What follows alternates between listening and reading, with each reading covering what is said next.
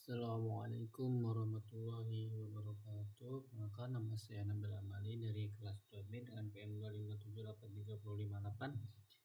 Di sini saya akan menjelaskan struktur data yang itu Odo Redo. Penjelasan Odo itu apa sih? Odo Redo itu dari dua kata. Pertama, Ondo itu membatalkan aksi terakhir yang dilakukan.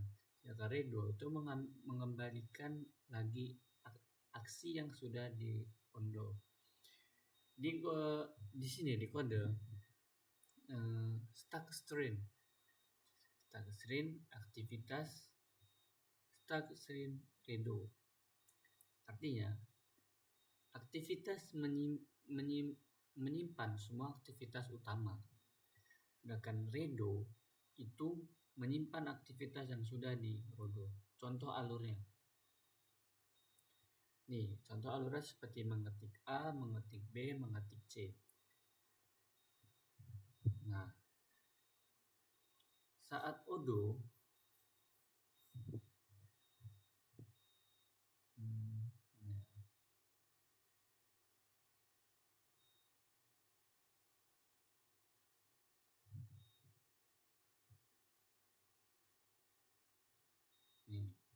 jadi mengetik C dari aktivitas lalu dipindahkan ke redo.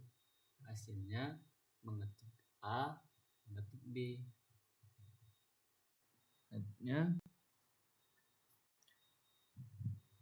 Kenapa pakai stack? Karena stack bekerja dengan prinsip LIFO, last in first out.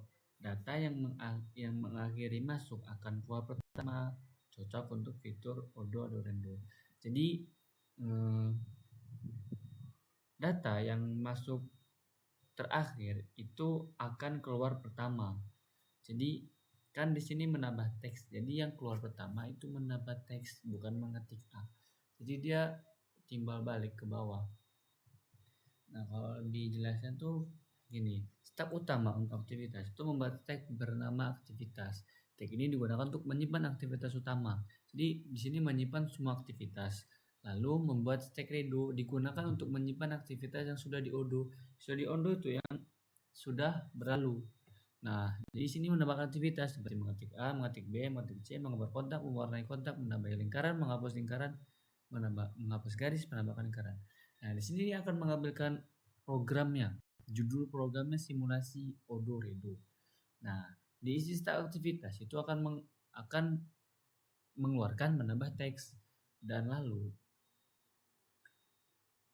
dia melakukan Odo, mengambil data paling atas dari stack aktivitas sekaligus menghapus dari stack data yang diambil disimpan ke variabel Odo 1. Nah, masukkan data yang sudah di Odo ke stack redo.